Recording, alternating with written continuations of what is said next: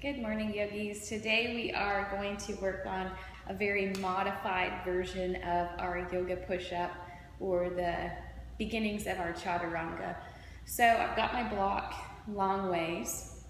A couple of exercises to do before you start is to warm up the wrist.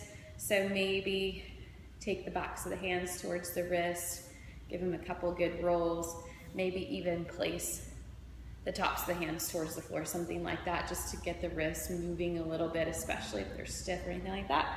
So getting right to it, I'm gonna place my hands open just a little bit, kind of like this, thumbs to the corners of my block.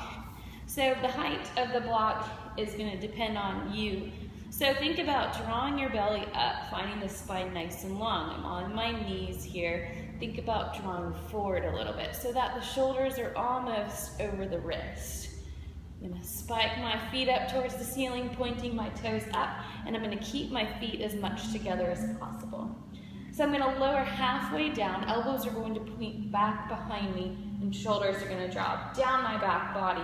So as I lower, I'm using that block as a place to touch, just to give me a little guideline. Don't wanna go down too far.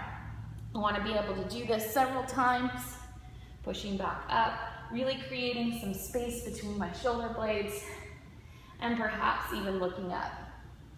So taking a couple of those, we'll build and add on to our chaturanga with the next one, but a good counter posture to this, we've talked about it before, getting that block out of your way, or you can leave it, but find that child's pose, your resting pose.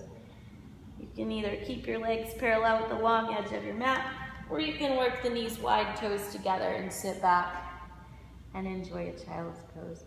So that's pretty much it for today. We'll continue to build now that we've talked about the push-up. We'll work through some other aspects of our chaturanga. That's all for today. Thank you and namaste.